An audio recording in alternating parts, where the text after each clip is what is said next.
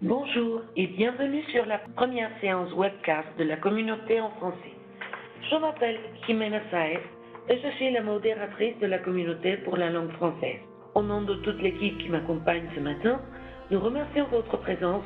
Je veux aussi donner la bienvenue sur le plateau WebEx à nos experts en sécurité de cet événement, Francesco Molino et Xavier Crèvecoeur, et les remercier infiniment au nom de toute la communauté d'avoir accepté de participer aujourd'hui avec nous pour expliquer en profondeur tous les détails de Firepower Threat Defense VPN avec MFA et SGT. Nous sommes très heureux de pouvoir les accueillir. Pour tous les passionnés de la communication, rappelez-vous que nous avons toujours l'événement de demander à l'expert avec Leonardo Peña jusqu'à demain. Leonardo est un expert avec plus de 15 ans d'expérience dans les réseaux d'entreprise, architecture, administration et support.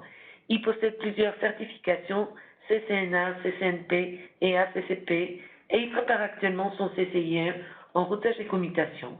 Ne manquez pas de visiter la page sur le lien qui sera publié sur le panneau de discussion ou chat. Aussi, votre opinion sur la communauté et ses contenus est très importante.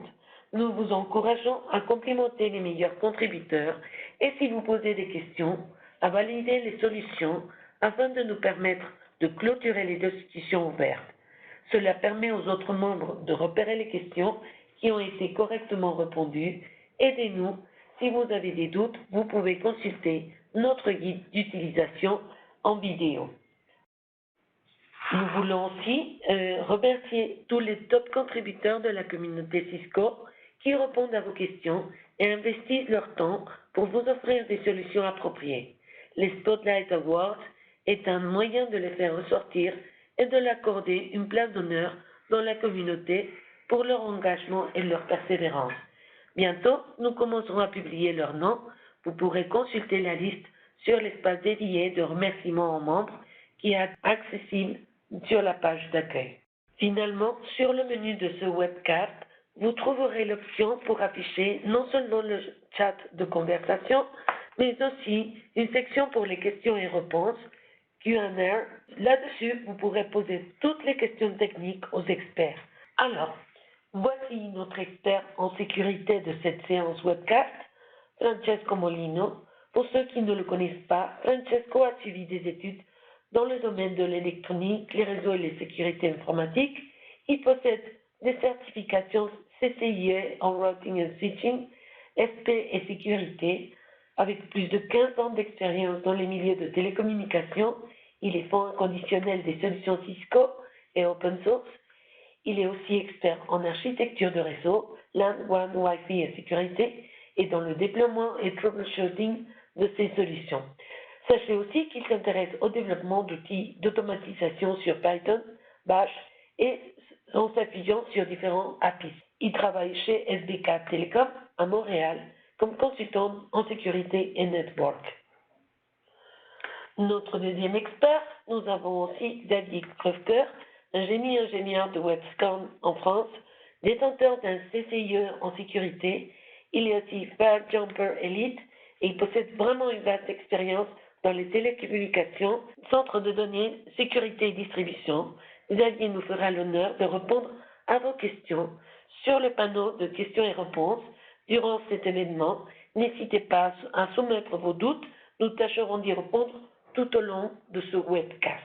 Et puis, sachez aussi que la présentation sera disponible dans la communauté.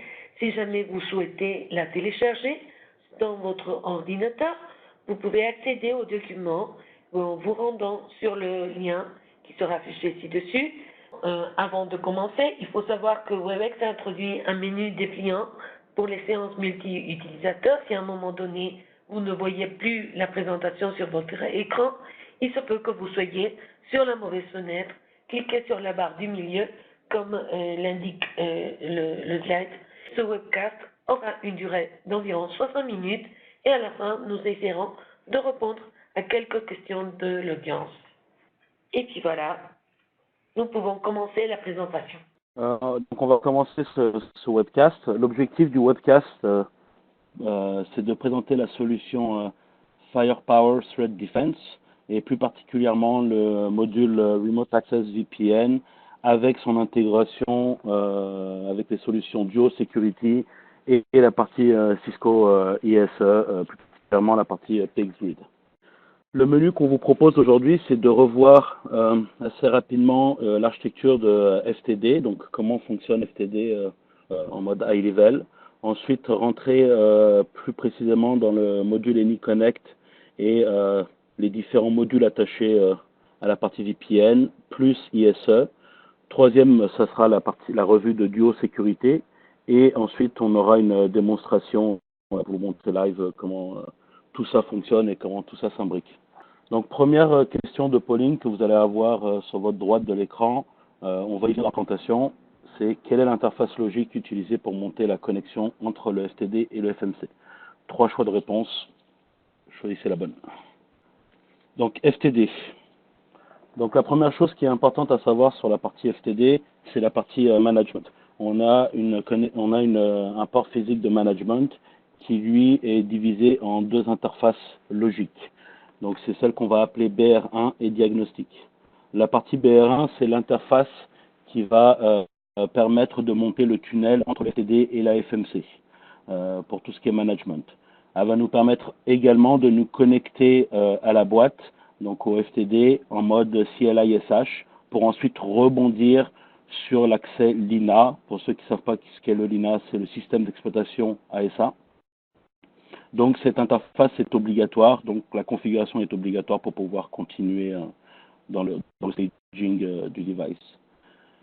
L'interface diagnostique, elle, c'est l'interface de management qui est directement associée au moteur Lina, qui est pas recommandé aujourd'hui par Cisco d'être configurée. Elle permet la diagnostic d'accéder à tous les autres services de type AAA, syslog et ainsi de suite.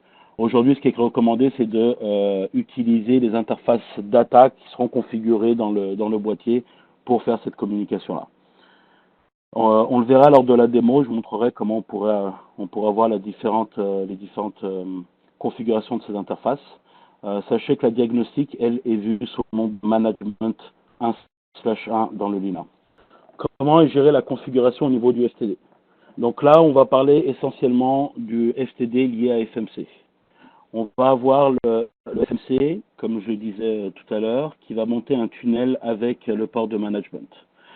Quand la config est poussée, la config est envoyée au module, au système process qui s'appelle le Deployment Manager, qui ensuite va aller au config dispatcher.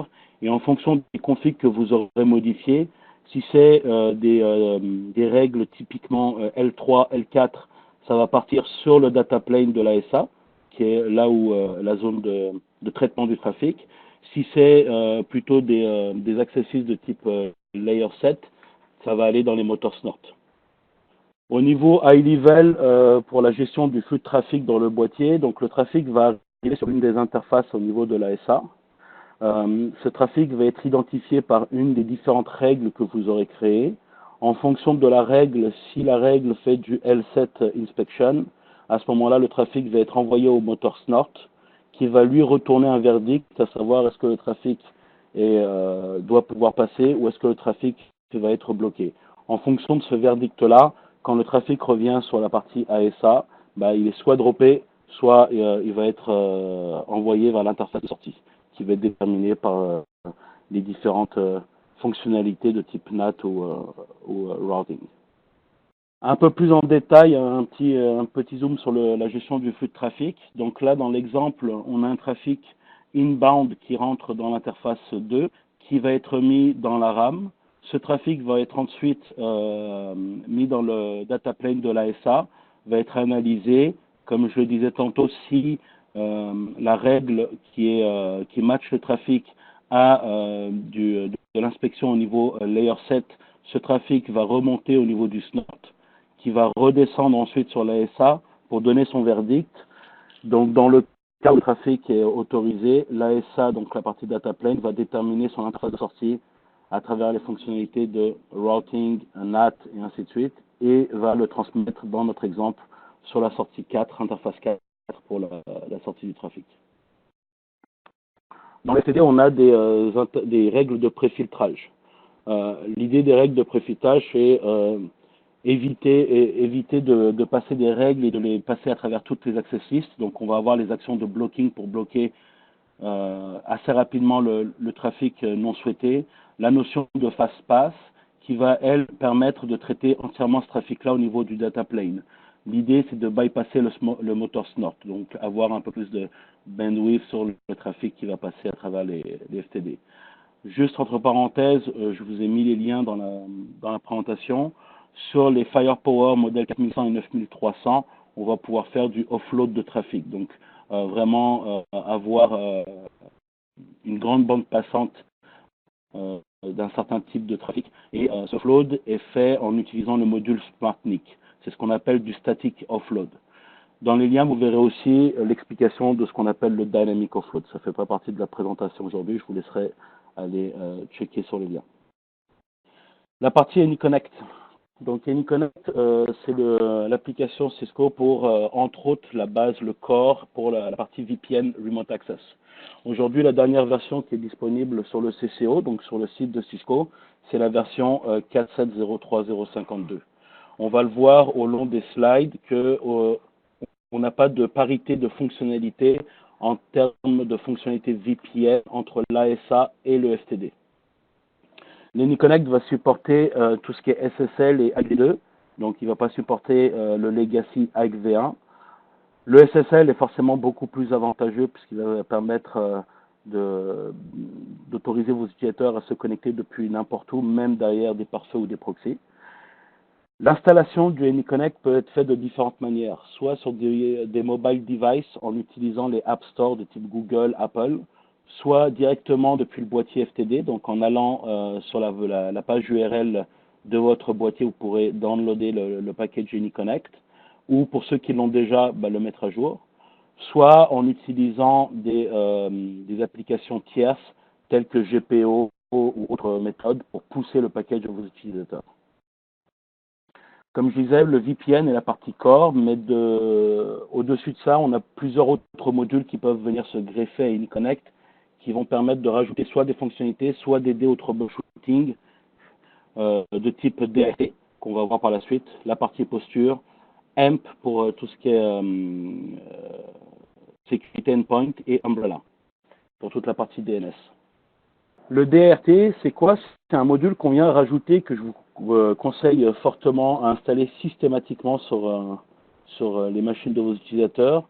Ça permet en fait d'avoir l'équivalence d'un show tech support, mais cette fois-ci côté client. Donc de récupérer un maximum d'informations en termes de logging pour pouvoir troubleshooter le problème qu'il pourrait y avoir sur une machine cliente.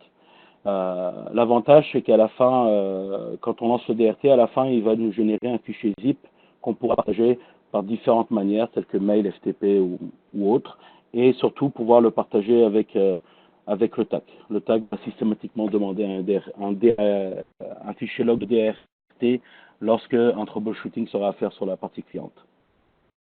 Sur la partie mobile device, on a ce qu'on appelle le Troubleshooting Toolbox, qui est aussi disponible au niveau du Windows et du Mac. C'est tout simplement un journal d'événements qui va détailler les différentes étapes de la connexion VPN, mais qui ne va pas aller aussi détaillé que le DRT. En termes de redondance AnyConnect, aujourd'hui, vous pourrez peut-être le constater, plusieurs personnes vont avoir différents profils. Si on prend le cas d'une multinationale avec des sites en Europe et en Amérique, la personne va avoir deux profils à choisir manuellement. Ce qu'on peut faire, on peut prédéfinir à travers un profil XML quel est le serveur primaire de VPN et au cas où ce serveur primaire tombe, définir le serveur secondaire. Tout ça pour garder une expérience assez confortable pour l'utilisateur et éviter de faire des changements manuels.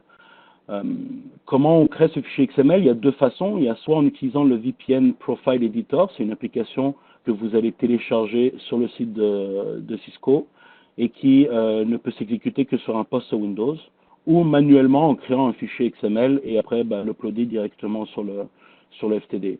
Je vais apporter une précision également. Avant cette partie de modification XML Profile, pouvait se faire directement depuis l'ASDM. Aujourd'hui, c'est quelque chose qui n'est pas disponible dans le FTD, donc il faut avoir un poste Windows à côté avec l'application pour pouvoir le modifier.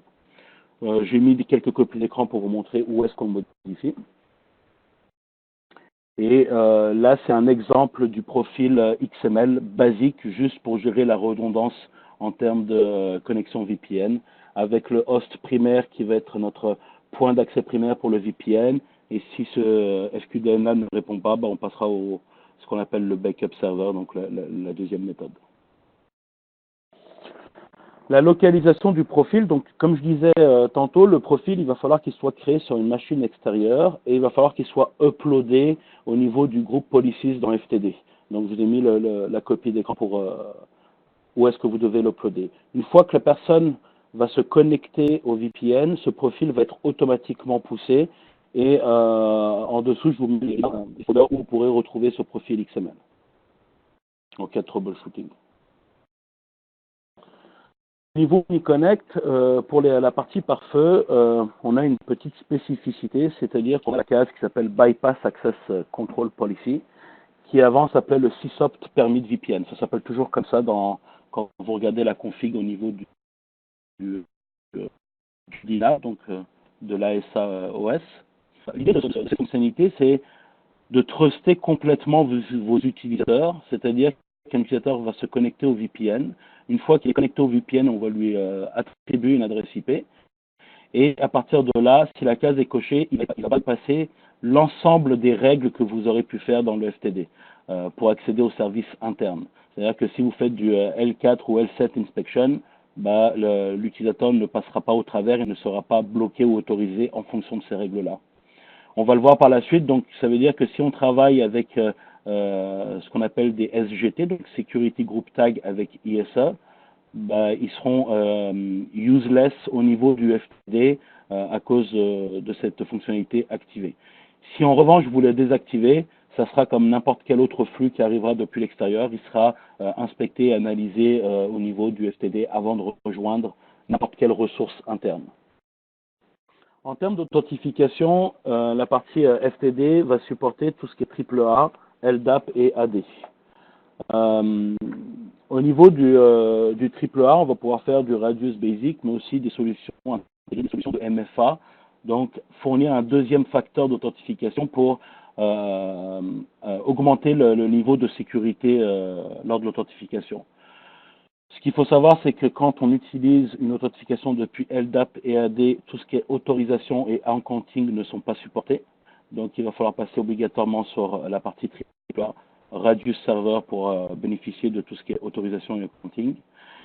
Et la base de données d'utilisateur local n'est pas supportée sur le FTD. On ne peut pas authentifier des utilisateurs VPN en utilisant une base de données locale, puisque ça n'existe pas. Le FTD supporte également de l'authentification basée sur du certificat. La seule contrainte à ce niveau-là, c'est que les certificats soient provisionnés auprès des clients avant que la personne puisse se connecter, puisque le FTD n'est pas capable aujourd'hui de fournir à la volée des certificats aux utilisateurs lors de leur première connexion, comme on pouvait le faire avant. En termes de limitation, donc on parlait plutôt dans la présentation qu'on n'avait pas une parité de fonctionnalité entre ASA et FTD. Et là, la liste des points qui sont toujours pas supportés, version 6.4. Donc, plus les versions vont augmenter, plus la parité va se rapprocher. On va en voir quelques-unes. La partie première, ça va être la partie posture. Si vous faites de la posture avec ISE, par exemple, vous ne pourrez pas forcer de la posture lors de la connexion VPN. La customisation, c'est-à-dire qu'avant, on pouvait venir modifier le titre des champs qu'on pouvait avoir dans le client UniConnect ou le mettre en différentes langues, anglais, français ou autre. Aujourd'hui, c'est quelque chose qui n'est pas disponible puisque le FTD ne va pas être capable de pousser ces packages-là.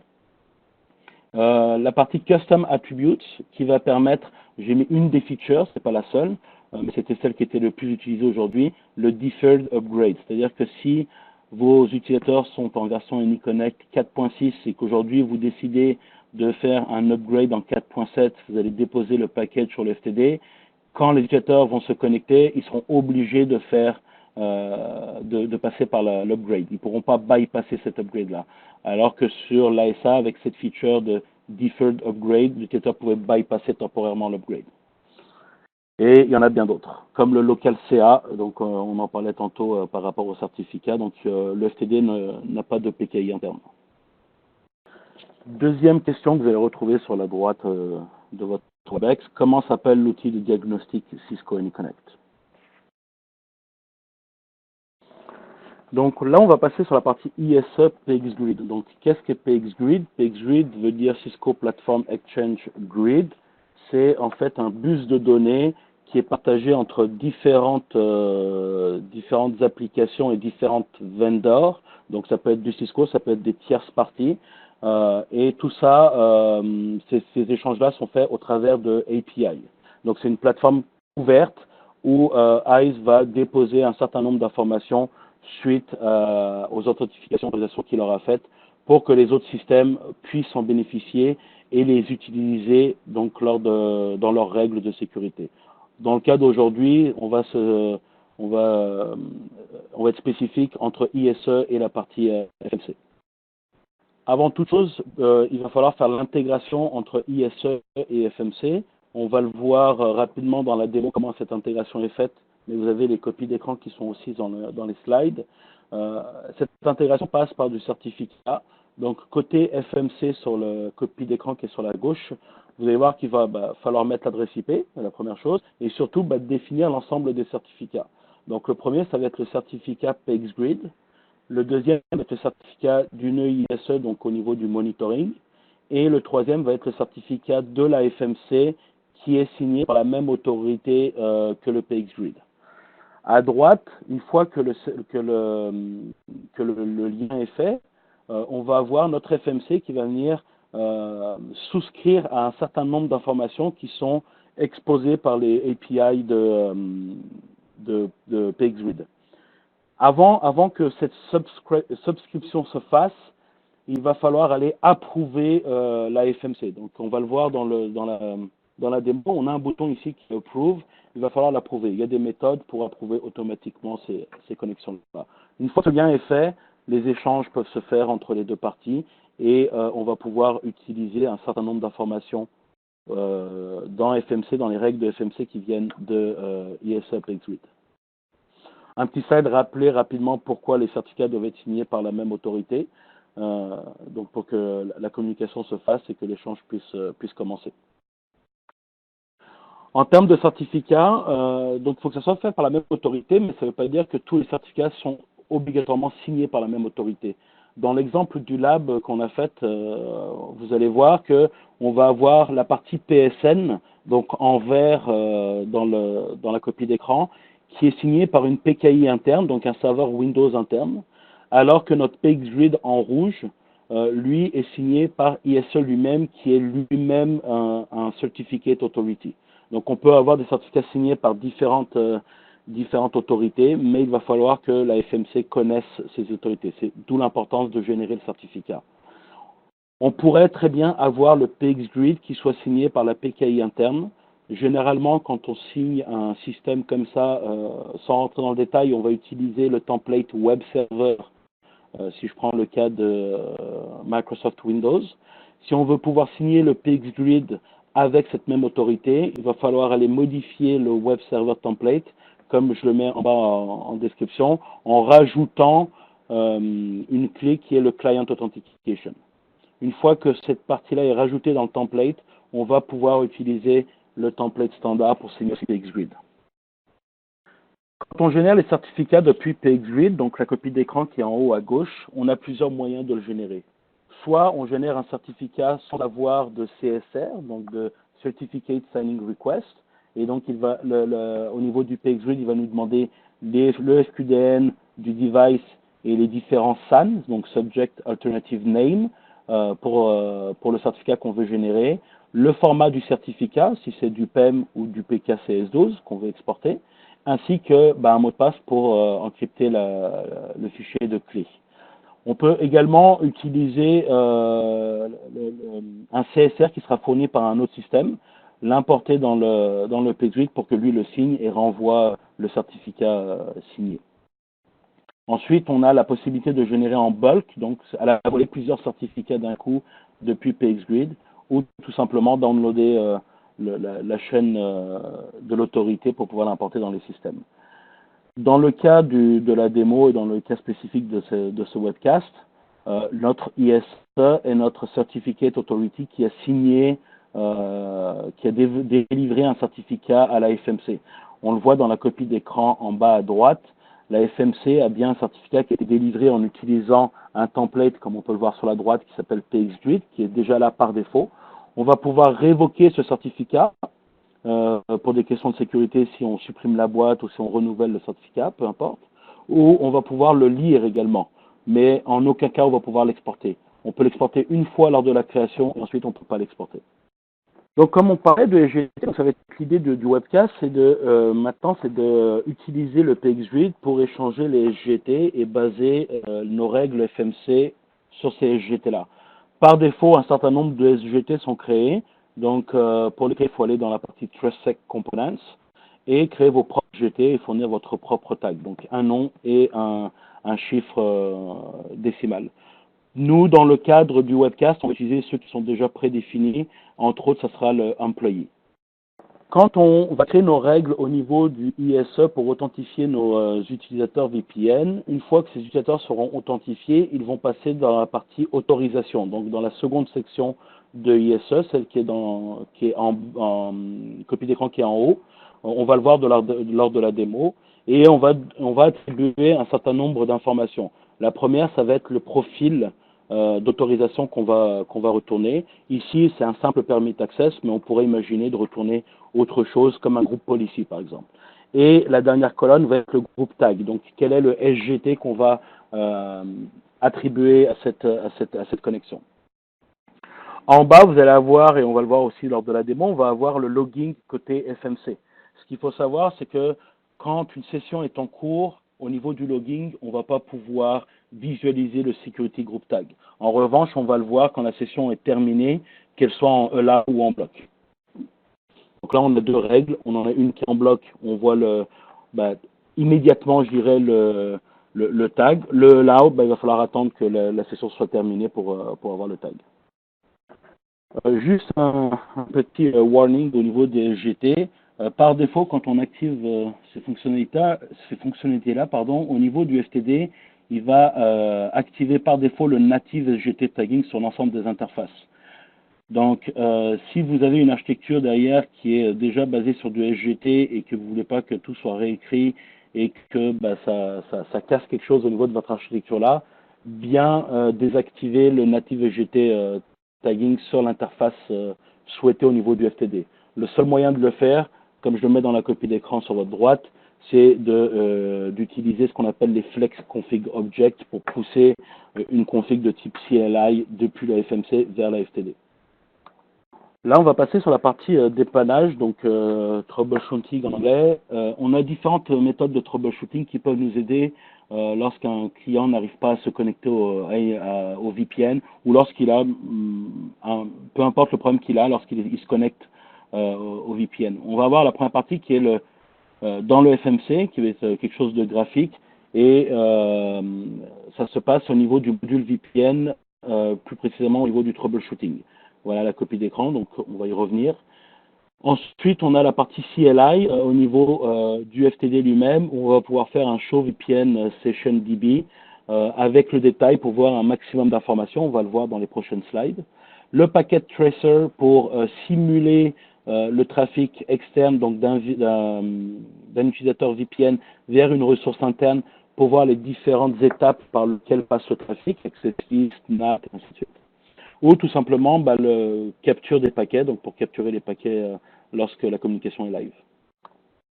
Donc au niveau du FMC, ça va ressembler assez vulgairement à ce qu'on va avoir en termes de troubleshooting sur les devices, avec un petit peu plus d'informations.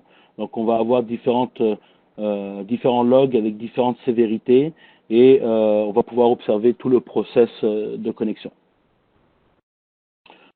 Au niveau de la commande de show VPN session DB, donc là on fait un détail si on veut voir le détail. Si on ne fait pas le détail, on va voir juste la première partie qui est sur votre gauche. En faisant le détail, on va avoir tout un tas d'informations, entre autres ce qui va être sur votre droite de l'écran. Bien évidemment, on va filtrer avec un nom d'utilisateur, puisque vous n'aurez pas qu'un seul utilisateur de connecté au VPN. L'idée, en faisant cette commande, c'est qu'on va pouvoir voir forcément le username qu'on connaît déjà, la licence qui a été utilisée pour se connecter, le groupe policy qui a été poussé ou qui est statiquement donné lors de la connexion VPN, le security group tag qui va nous intéresser dans le cadre de cette présentation, avoir la notion de public IP du client, la méthode d'authentification, donc user password ou certificat. Un point important, la partie version du client AnyConnect, ce qui peut être assez important pour troubleshooter en cas de bug software, et l'adresse IP qui aurait été donnée au niveau du tunnel VPN, ainsi que d'autres éléments comme les timeouts et ainsi de suite. Au niveau du paquet Tracer, comme je vous disais, on va pouvoir simuler un trafic VPN.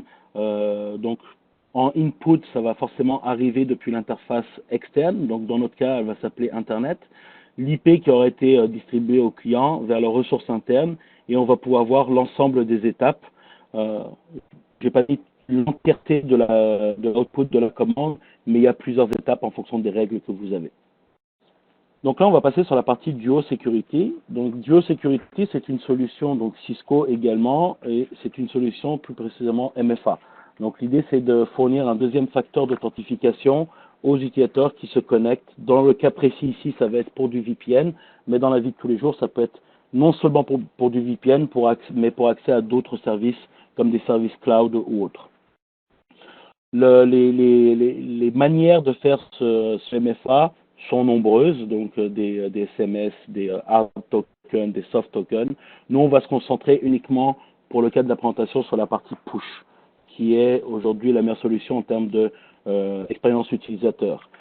L'utilisateur n'aura rien à faire si ce n'est juste approuver ou deny la connexion si ce n'est pas lui qui se connecte au VPN. On va le voir lors de la démo en live, comment ça fonctionne. Donc, comment on interconnecte Duo avec ISE? En fait, Duo va devenir un radius externe au niveau de ISE. Donc, on va le déclarer au niveau des External Identity Sources dans Identity Management, et il va être déclaré au niveau du radius token. Donc, ça devient un radius comme n'importe quel autre radius, mais externe à ISE. On va en discuter un peu plus dans la démonstration également pour vous montrer la visibilité sur FMC. Il y a plusieurs intégrations possibles. On en a fait une, mais il y en a d'autres qu'on va vous expliquer plus tard.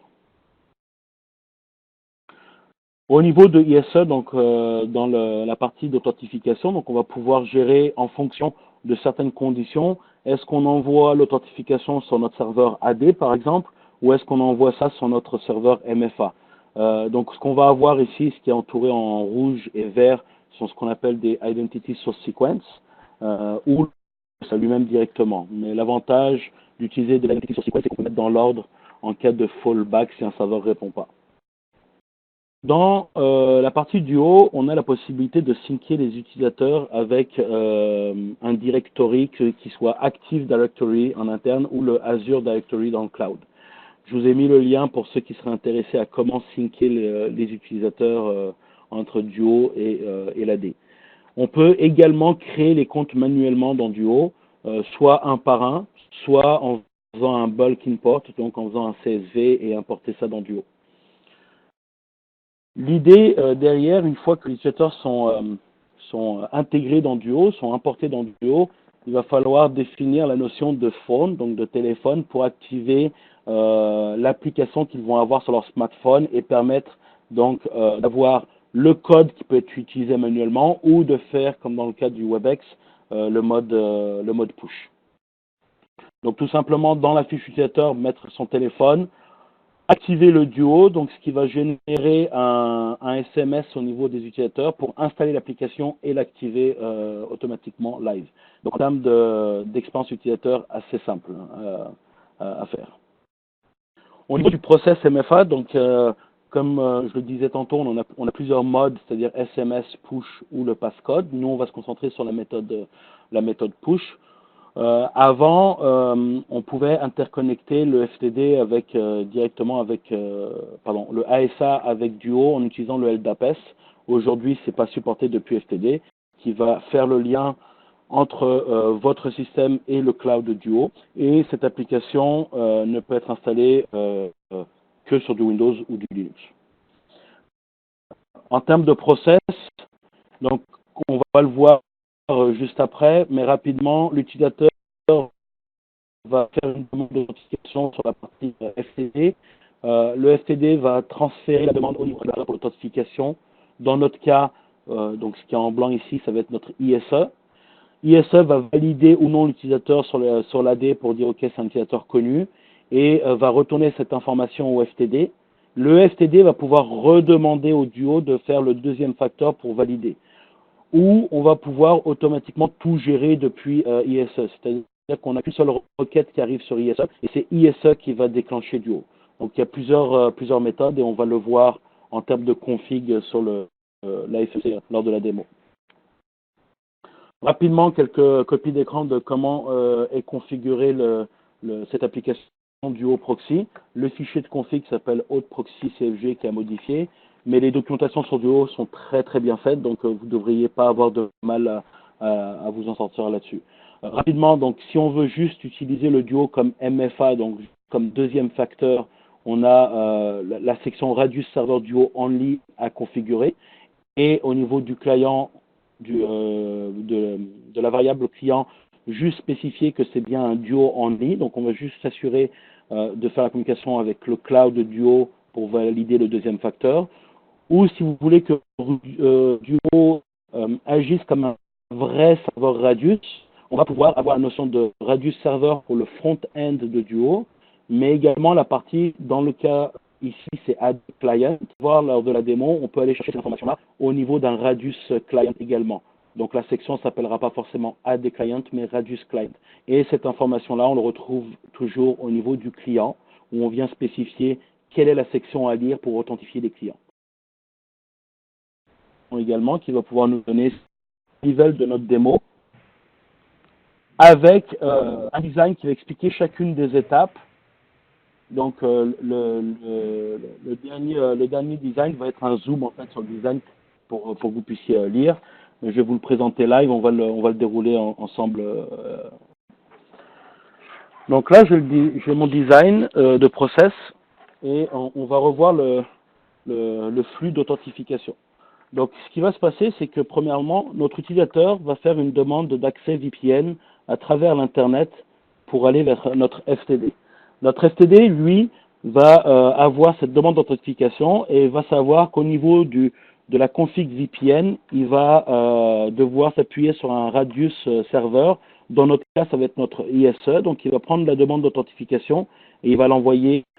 ISE a été configuré, on va voir les configurations plus tard. ISE a été configuré de telle sorte à envoyer la demande d'authentification à Duo directement. Donc là, il va agir en tant que proxy pour la première étape. Donc, il va envoyer cette information ici au niveau du Duo. Avec la configuration de Duo, lui, c'est qu'il va aller valider les clients au niveau d'un Radius Server. Ce Radius Server se trouvant être le même qui est ISE. Donc, il va envoyer la demande à ISE, à ce niveau-là. ISE va détecter l'adresse IP du Duo en tant que network device et il va savoir que pour ce network device, il va falloir qu'il aille interroger l'Active Directory. Donc, il va aller interroger son Active Directory, qui lui va lui retourner l'information en termes de user plus password, et va revenir vers Duo en disant OK. Le user et le password, c'est OK. À ce moment-là, le Duo, donc, il a la première partie qui est authentifiée, donc il va passer sur la deuxième partie. La deuxième partie va consister à aller checker sur le cloud. Donc, il va faire une demande au niveau du cloud, à ce niveau-là. Le cloud va checker l'utilisateur. L'utilisateur, supposément, est enregistré. Il va envoyer un message push à l'utilisateur. Ce message push, l'utilisateur n'a que deux choix. C'est une notification qui arrive. Soit il fait approve, soit il fait deny. Si c'est pas lui qui se connecte, forcément deny et on va mettre fin à la connexion VPN. Si c'est lui, il va faire un approve et il va venir renvoyer l'information à travers le cloud jusqu'au serveur Duo à ce niveau-là. Une fois que cette information est revenue au niveau de Duo, Duo va renvoyer un OK ici pour dire que le premier facteur et le deuxième facteur sont OK. Le Cisco ICE va le renvoyer au FTD et le FTD à ce niveau-là, il va accepter donc la connexion VPN de l'utilisateur. Et à partir de là, notre utilisateur se retrouve ici et va pouvoir accéder à n'importe quelle ressource interne. Encore une fois, on l'a vu assez rapidement, tout est détaillé à ce niveau-là, et ici on vous met les différentes étapes une à une pour que vous puissiez suivre le process. C'est une des méthodes, c'est pas forcément la seule méthode qui existe, mais c'est l'une des méthodes et je vais vous l'expliquer pourquoi on a choisi cette méthode-là.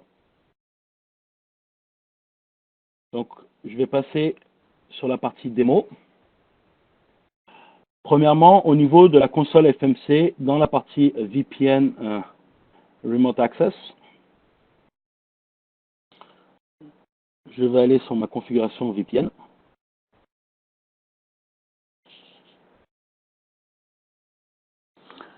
On a choisi cette méthode-là pour la simple et bonne raison, c'est qu'on ne voulait pas avoir plusieurs champs, comme ça peut être le cas avec ASA quand on fait du two-factor, par exemple.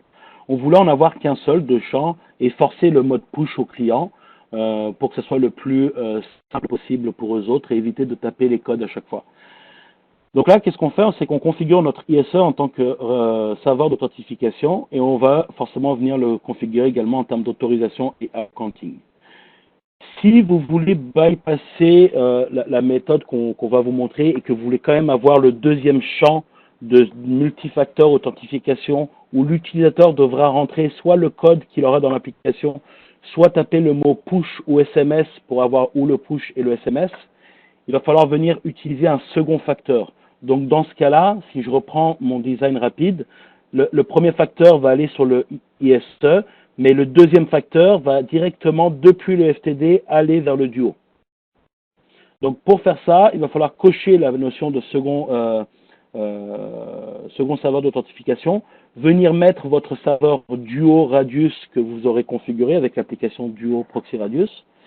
Et pour que ça soit quand même le plus simple possible pour l'utilisateur et éviter de taper deux fois son nom d'utilisateur, venir cocher cette case-là qui va répliquer le nom d'utilisateur qu'il aura rentré la première fois. Si vous voulez avoir deux noms d'utilisateurs différents, une pour l'interne ISE et une pour l'externe au niveau du Duo, vous demandez un prompt et là l'utilisateur va avoir 4 champs. Donc en termes d'expérience utilisateur, ce n'est pas forcément la meilleure façon d'agir. Ensuite, au niveau du groupe policy, comme je vous montrais tout à l'heure pour la partie profil, on va dans notre groupe policy, dans l'onglet AnyConnect, on a la notion de profil. Soit j'en ai déjà un d'existant, soit je clique sur le petit plus et je viens rajouter mon profil XML que j'aurais buildé de façon manuelle en tapant le code XML ou avec l'application Profile Editor. Ensuite, on a la notion d'intégration dans la FMC avec la partie ISE. Donc l'adresse IP, le certificat, donc la copie d'écran que je vous ai montré, si on va dans ISE à ce niveau-là,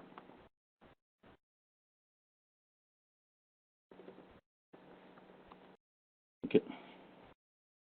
Donc si on va dans ISE au niveau des certificats, première chose, je vais voir que mon ISE, il est Certificate Authority, donc c'est une PKI interne à ISE qui va pouvoir distribuer un certain nombre de certificats aux utilisateurs, avec des templates qui sont prédéfinis. Je peux créer mon propre template ou je peux réutiliser le template PXGrid qui est déjà prédéfini.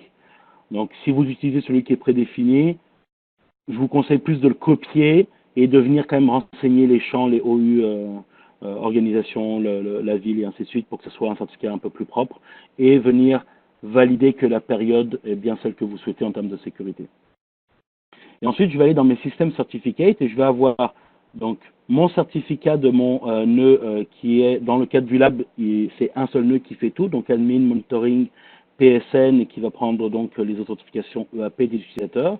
Et je vois que le certificat de mon serveur est signé par une autorité qui est un serveur AD, en l'occurrence. Si je vais par contre sur la partie PXGrid et que je vais voir mon certificat, je vois que j'ai mon certificat de la partie PXGrid et qui en fait il est signé derrière par tout le processus de Certificate Authority de ISE. Donc deux certificats distincts. Pour générer mes certificats, comme je le disais plus tôt, donc dans la partie administration PXGrid, je vais aller dans l'onglet Certificate et là je vais pouvoir générer mon certificat, soit sans CSR, et auquel cas il va me demander un common name et des SAN, ok. Le template, là il n'y en a qu'un, mais si j'en aurais deux, il me demanderait éventuellement de le choisir, mais par défaut il y en a un seul. On va pouvoir choisir le mode d'export, si c'est du PEM ou du PKCS12, et la clé pour encrypter la private key. On peut faire un CSR, donc le CSR à ce niveau-là, il va nous demander de copier ici le contenu de la demande de certificat générée par le serveur lui-même, et ensuite on va pouvoir le signer, donc l'exporter également. Ou faire le reste, le bulk ou le download de la chaîne. Une fois que j'ai exporté mes certificats, que j'ai généré mes certificats, je vais vous montrer celui-là qu'on a généré pour FMC.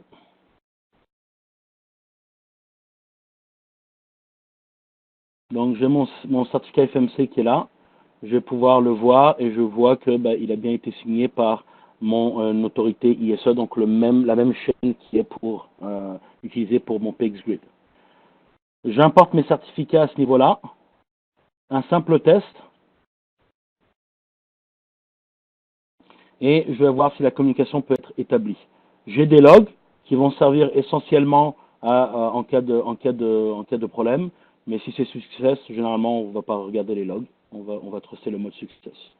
Une fois que cette intégration-là est faite, là je vais pouvoir aller voir dans mes ACP, donc dans mes Access Control Policies, et je vais pouvoir commencer à voir la notion de SGT que je pourrais utiliser au niveau de mes règles. Donc j'ai un onglet SGT ISE, donc je vais pouvoir utiliser donc la partie Security Group Tag ici, c'est ce qui va aller chercher directement dans ISE, donc qui est exposé par les API de PXGrid, qui est pardon, j'étais où? Come on, hop, sec component. Donc qui va être ici. Mais je vais pouvoir également utiliser ce qu'on appelle du device profiling. Donc je vais pouvoir baser des règles non seulement sur le SGT, donc ça va être la liaison par exemple du groupe AD de mon utilisateur, je vais affecter un chiffre décimal qui va être mon SGT, mais aussi basé sur du profiling. Donc si je me connecte avec un Mac, je vais avoir accès à certaines ressources.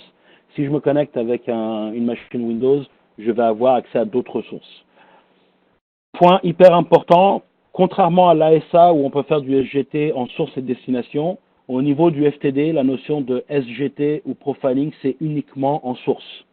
La destination va être uniquement des hosts, des networks, ce genre de choses, mais en aucun cas, ça sera basé, on pourra baser une destination sur un SGT. Le SGT est uniquement source.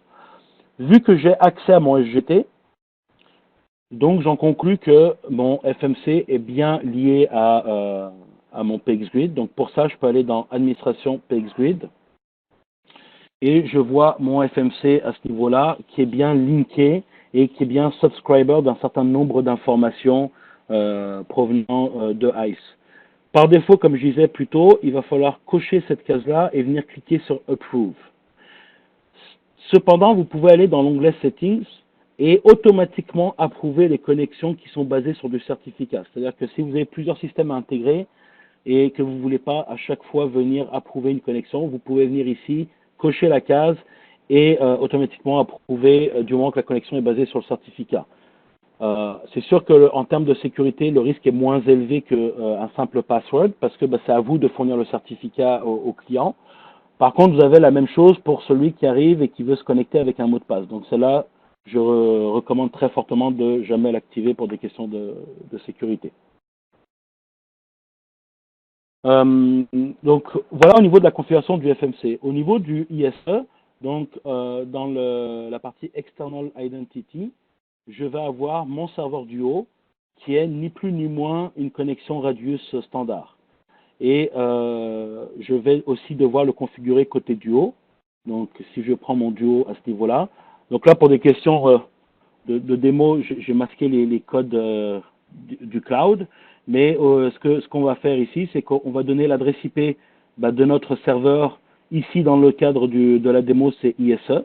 Et définir une push key qui va venir se retrouver également à ce niveau-là. Et là, l'adresse IP de notre nœud Radius Duo. En titre d'exemple, je les ai mis également dans les copies d'écran, mais je vous le montre ici. Le Duo peut recevoir des connexions entrantes de plusieurs autres serveurs. Donc, pour vous montrer comment ça fonctionne, il faut tout simplement réutiliser les clés Radius IP et le Radius Secret, suivi d'un numéro. Donc, on avait le 1, 2, si on en veut un troisième, on rajoute 3, et toujours définir donc l'adresse IP et la push key. Ce qui veut dire que plusieurs sources peuvent venir attaquer notre serveur Duo en entrée pour faire de l'authentification. On a la notion de comment je vais authentifier mes clients. Donc ici, je lui dis de se rapporter à la section Radius Client. Radius Client, je lui donne l'adresse IP de mon serveur Radius. Ça peut être le même qu'en entrée ou ça peut être indifférent, peu importe, et une push key. Cette configuration-là, à ce niveau-là, dans ISE, on va la retrouver dans Network Device. Donc c'est comme si un switch ou un contrôleur Wi-Fi venait interroger ISE en termes Radius. Donc on vient déclarer notre network device en mettant l'adresse IP et en mettant la push key dans la section Radius. Anyway, cette partie-là, je l'ai également mise dans les slides. On vous donne une explication de tout ce que je suis en train de vous raconter là. Je l'ai mise dans les slides pour que vous puissiez vous y retrouver en mode offline. Une fois que j'ai fait ça, je vais avoir des policies. Donc, je vais créer des policy sets. Dans le cadre du lab, j'en ai qu'une seule très simple, basic, qui s'appelle VPN. Quand je rentre dans ma policy set, je vais avoir deux parties qui sont importantes, l'authentification et l'autorisation. L'authentification, donc si l'authentification arrive depuis mon MFA, donc depuis mon duo que j'ai attaché dans un device type spécifique qui s'appelle MFA, je vais aller checker sur mon AD. Par contre, si l'authentification arrive depuis mon FTD, je vais aller checker sur mon MFA, donc qui est mon source sequence qu'on va retrouver à ce niveau-là. Je vais l'ouvrir en attendant qu'il s'ouvre, je continue. Et ensuite, on a la partie autorisation. Donc, la partie autorisation, je vais prendre la première règle. Si mon utilisateur est membre de VPN, du groupe VPN dans l'AD, auquel cas, je lui donne un permit access.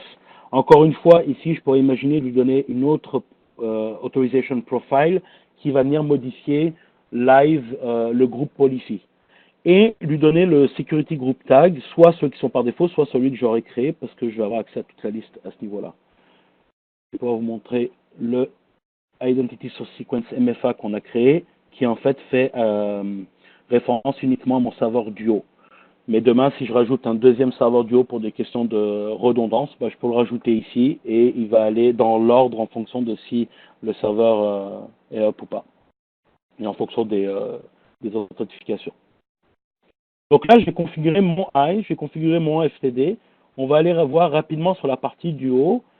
Donc, j'ai la notion d'utilisateur à ce niveau-là.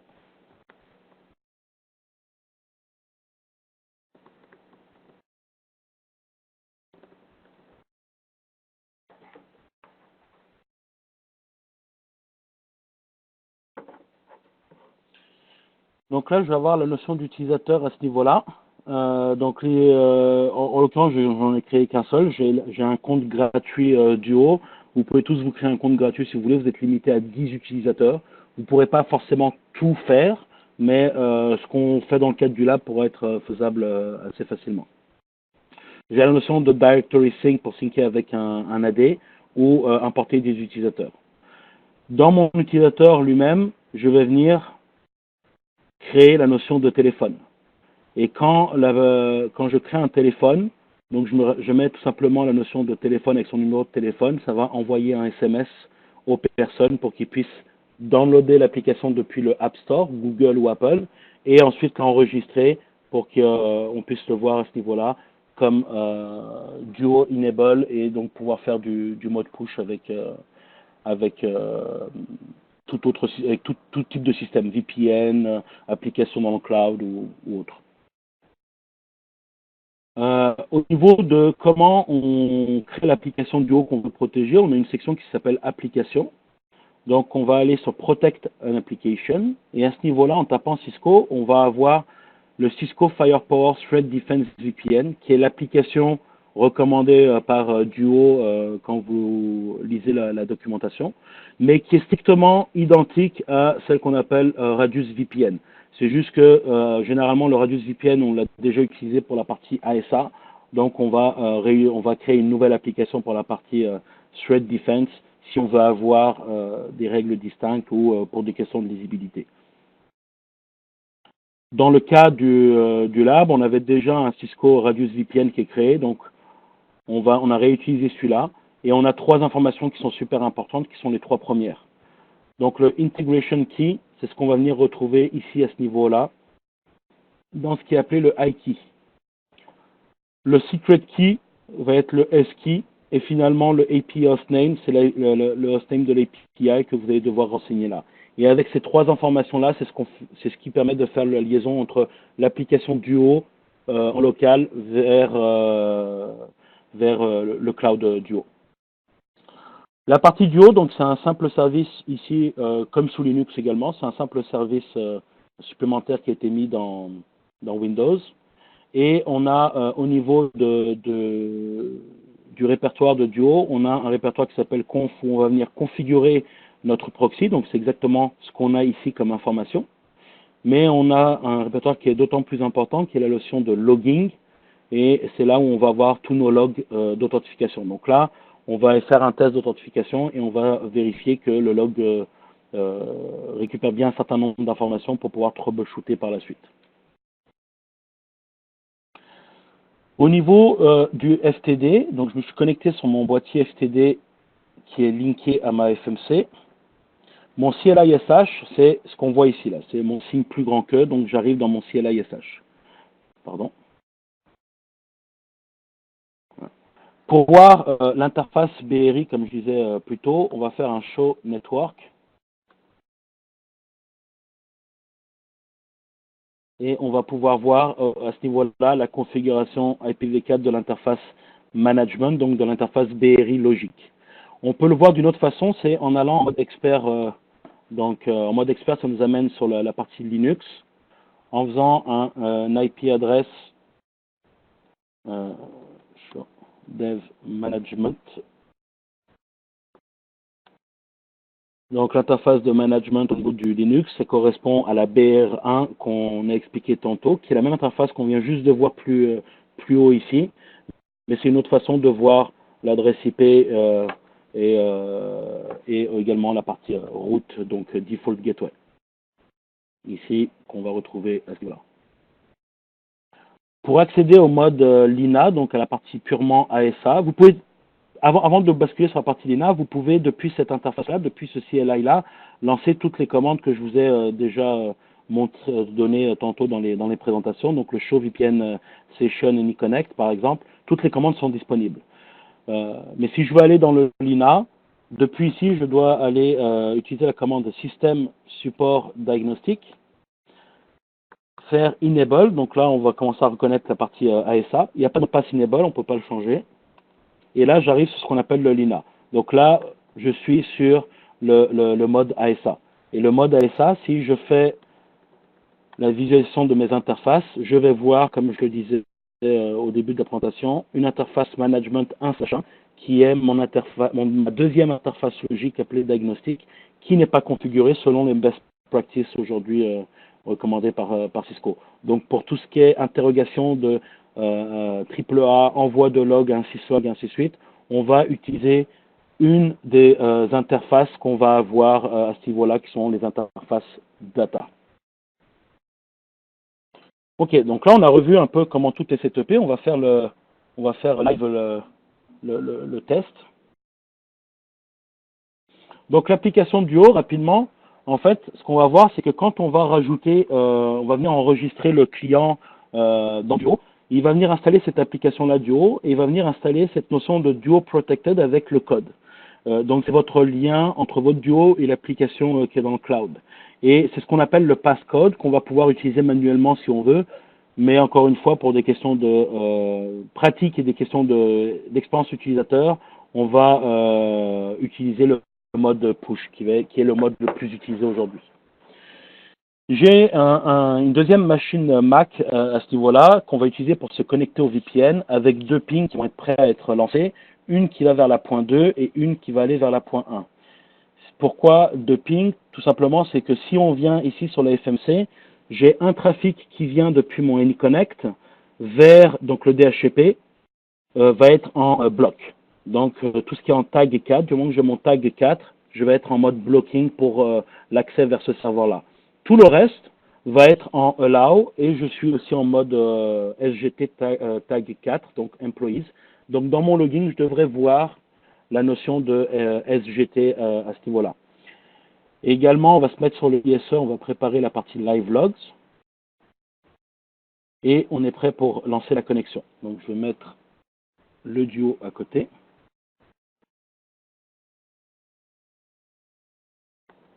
Donc je viens faire mon authentification. Comme vous voyez, c'est une authentification basique vis-à-vis de l'utilisateur. Je n'ai pas de deuxième champ qui vient se rajouter. J'ai juste un utilisateur password, puisque j'envoie tout sur mon ISE et c'est lui qui se débrouille. Si en revanche, dans FTD, j'aurais coché la deuxième case de second authentication, j'aurais eu un autre champ minimum qui aurait été la notion de passcode, sur laquelle on va pouvoir taper le passcode, le mode push ou le mode SMS. Si je répliquais le nom d'utilisateur de ma première connexion qui est celle-là. Mais si je dis que je veux prompter l'utilisateur, ben, j'aurai au pire deux autres champs supplémentaires qui vont être l'utilisateur et la notion de passcode pour le cloud. Donc là, on est dans un mode basic pour l'utilisateur. Quand je vais faire allow, je vais avoir dans mon application une notification qui arrive et que je vais venir approuver. En approuvant cette notification-là, je vois que mon VPN vient de se connecter. Donc, j'ai eu mon VPN qui a été connecté et je vais voir, donc, en termes d'adresse, j'ai eu la 255.10. On va vérifier déjà la connexion, c'est-à-dire qu'on va aller sur notre FTD en faisant un show VPN session AnyConnect. J'en ai qu'un seul, donc ça va aller assez vite. Donc, j'ai mon utilisateur, mon adresse IP, la licence que j'ai consommée et surtout mon security group tag à ce niveau-là. Je vais pouvoir, si je veux avoir plus d'informations, je vais pouvoir faire un detail AnyConnect. Et là, je vais avoir tout un tas d'informations qui va pouvoir permettre d'aller beaucoup plus loin en termes de troubleshooting. Au niveau du FMC, si je vais dans FMC VPN Troubleshooting, juste pendant qu'on fait ça, je vais lancer le DRT, comme ça vous allez voir à quoi ça ressemble.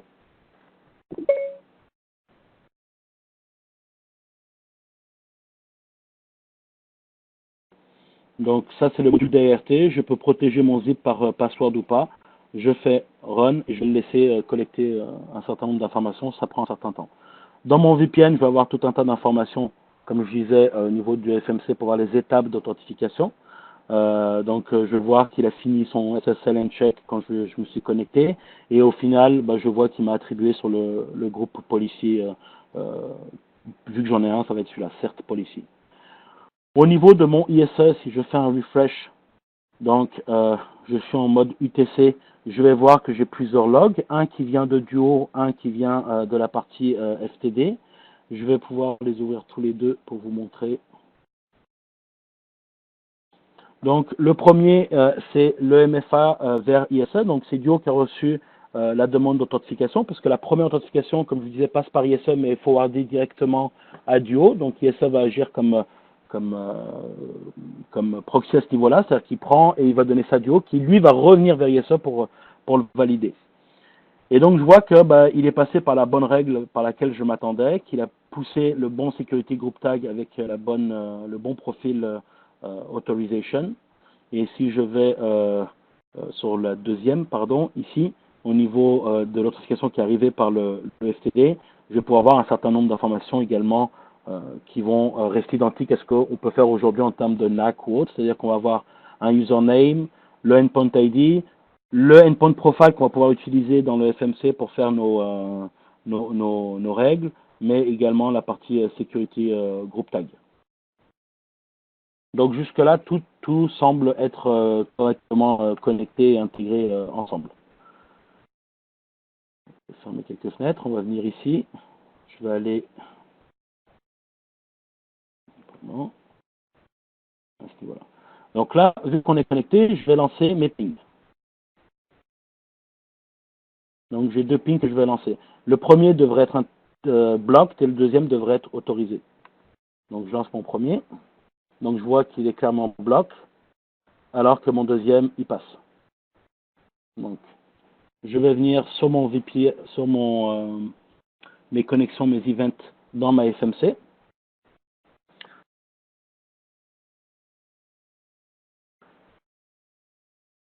J'ai prédéfini une vue qui va uniquement m'afficher tout ce qui est ICMP et tout ce qui est compris dans mon subnet 10.199.0. Voilà, à ce niveau-là. Donc je vois bien un allow et je vois bien un log. Je ne vois pas la notion de SGT à ce niveau-là, il faut rentrer dans le détail. Donc on va rentrer dans le détail des connexions.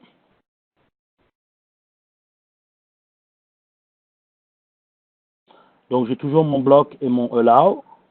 Quand je vais vers la droite, je vais voir l'access control policy qu'il a prise, l'access control list qu'il a prise, avec la notion de IPS, IDS s'il y a, mon security group tag et mon endpoint profile. Donc j'ai bien ma notion de tag pour pouvoir troubleshooter et valider que tout est bon. La partie, pourquoi il prend la partie access control list, tout simplement parce que quand je vais dans mon remote access VPN, ça correspond à la feature qu'on a appelée plutôt CSOPT Permit VPN. Donc au niveau du remote access VPN, dans la notion de access interface, à ce niveau-là, je n'ai pas coché la case, donc je veux, pour des questions de sécurité, filtrer l'ensemble de mon trafic AnyConnect qui va aller sur mes ressources internes.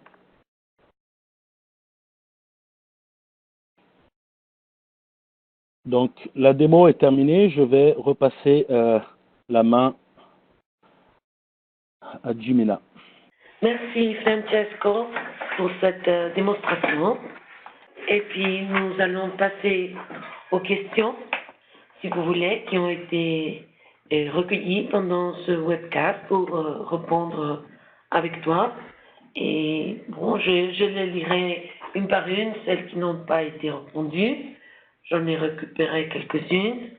Alors, pour les participants, si vous voulez poser des questions, n'hésitez pas, sur le Q&A, vous pouvez directement poser vos questions là-dessus. Une question, Francesco. Une personne qui dit qu'il y a un FTD 2110, par une FMC, elle a besoin d'une redirection trafic. Et comment se fait avec le ASA Firepower série 5500X? Ok, donc là, je pense que managé par une FMC, est-ce que vous avez besoin d'une redirection de trafic comme ça? Non, alors le FTD, ok, je crois comprendre la question. Donc le FTD 2110, je ne sais pas s'il est en image unifiée, mais s'il est en image unifiée, il n'y a pas besoin de redirection comme on faisait avec l'ASA et le service Firepower. C'est directement tout managé depuis la FMC. Maintenant, les ASA, pour certains ASA, on peut également les convertir en image unifiée, qui est l'image FTD, et donc on n'a plus besoin de cette redirection, de cette service policy pour prendre un certain type de trafic et le remonter pour la FMC. D'accord. Aussi, on a posé une autre question. Il y a une personne elle demande quelle serait la différence, quelle est la version FMC FTD qui est recommandée d'une façon générale.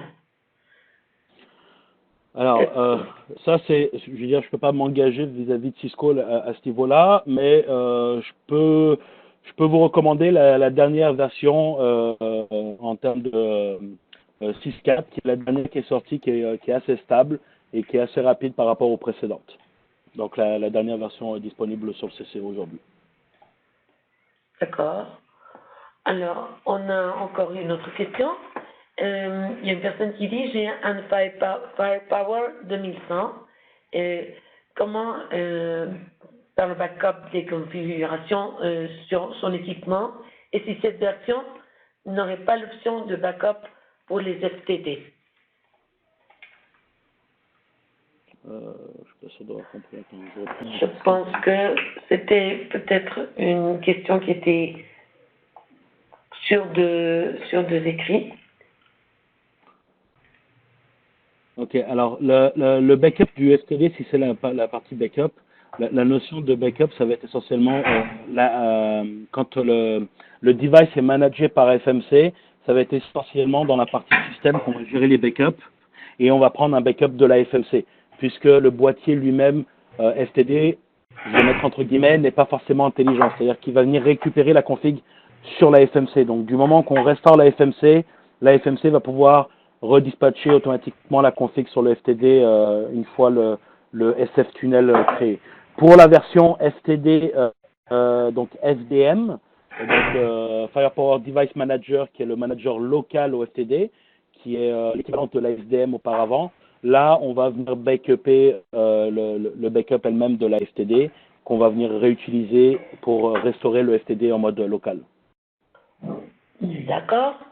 On a aussi une autre question. Est-ce que vous pouvez donner un exemple concret d'utilisation des SGT? Alors oui, aujourd'hui, typiquement, dans un réseau corporatif, on va prendre le cas simple que tous les devices, que ce soit filaire, sans fil et VPN, soit du Cisco, vous devez gérer des access lists basés sur des IP ou des usernames, ce genre de choses. Le fait d'utiliser le SGT dans ISE uniquement sur la partie réseau corporatif de filaire ou sans fil, on va pouvoir fournir, il y a un tableau dans ISE qui s'appelle la matrix de TrustSec, on va définir quel groupe utilisateur, donc quel SGT va pouvoir venir discuter avec quel autre groupe de devices, donc mes services qui auront d'autres SGT. Et donc on a une access list qui va être définie dans un mode central où tous les équipements vont venir récupérer ces informations-là. En termes de gestion, vous comprendrez bien que ce sera beaucoup plus simple d'aller modifier l'access list dans un point central que d'aller modifier l'access list sur l'ensemble des devices. Et également d'avoir la visibilité. Ça rapporte également de la visibilité. Juste une petite parenthèse, c'est que ce que je vous ai montré aujourd'hui ne fonctionne qu'avec FTD et FMC.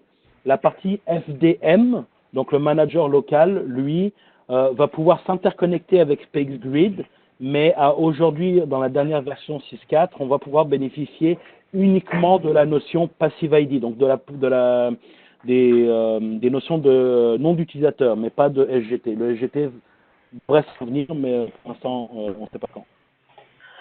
D'accord. On nous demande aussi où se fait l'attaque du SGT à une personne qui se connecte en VPN. Tu peux répéter la question, s'il te plaît? Oui. Où se fait l'attaque du SGT à une personne qui se connecte en VPN? Ok, je suis pas sûr de comprendre la question, mais il y a la table SGT, c'est comme je l'ai montré dans les présentations, ça va gérer dans ISE, c'est-à-dire qu'on va déterminer l'ensemble des tags SGT. Ensuite, toujours dans ISE, on va déterminer la notion dans l'autorisation, la notion d'appartenance d'un groupe AD versus le SGT qu'on va lui pousser. Mais côté client, en fait, pour le VPN, c'est uniquement dans les access control policy qu'on va gérer. C'est-à-dire que il va falloir désactiver la notion de sysopt permit VPN et forcer le client à aller dans chacune des règles de policy qu'on a pour déterminer en fonction de son SGT si oui ou non il va avoir accès à telle ou telle autre ressource. D'accord.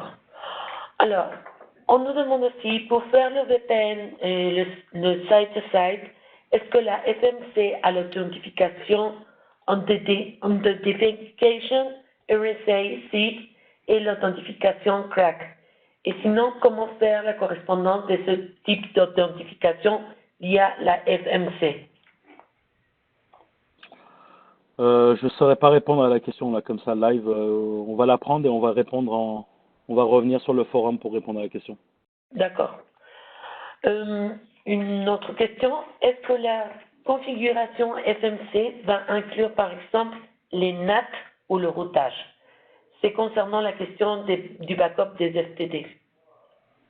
Bah, du moment qu'on va backuper la FMC, en fait, le FMC va backuper l'ensemble des informations. Donc, on va pouvoir après les redescendre. Donc, je ne l'ai pas testé en détail dans ce détail-là, mais normalement, la réponse est oui, mais on pourrait le tester pour y répondre officiellement par la suite. Mais normalement, la réponse est oui. Ok. Et puis, nous avons une dernière question. Si on a un Firepower, par exemple, 2100 série, avec image ASA, est-ce qu'on a besoin d'une console de gestion pour le configurer ou le gérer? Si oui, laquelle? FMC, CSM, etc. Alors, la réponse est oui et non. C'est-à-dire que si on a un Firepower device, peu importe le modèle, et qu'on met une image ASA dessus, on n'a pas besoin de la FMC. On va directement le mettre en direct comme n'importe quel ASA avec le parti CLI ou la SDF. Donc, la SDF, il faudra le télécharger sur le site de Cisco et l'importer dans la flash. Mais si on veut aller plus loin et faire donc après la partie Layer 7, là on va être obligé de le linker à un FMC. D'accord. Et on demande aussi, une personne veut juste savoir si la FMC supporte l'authentification RSA SIG et CRAC. Donc la FMC, on peut faire donc quand on dit RSA, on va parler de certificat. Certificat, je suis pas sûr. Il faudrait que je check, pardon. Le certificat, je suis pas sûr que je valide. On peut faire du MFA comme pour se connecter à la console elle-même, mais avec un certificat pas certain. Ok, Il faudrait prendre le point et on répondra en mode offline, mais je pense pas. Il va falloir que je check un peu plus en détail pour valider. d'accord. Bon, bah, je pense que nous avons pratiquement répondu toutes les questions qui étaient en attente. Euh, et on remercie Xavier pour le reste. Alors, bon, bah, si vous voulez, on arrête la séance de questions et réponses. Et puis, on va poursuivre avec la présentation. Il faudra savoir que toutes les questions et les réponses vont être publiées sur la communauté. On va vous mettre le lien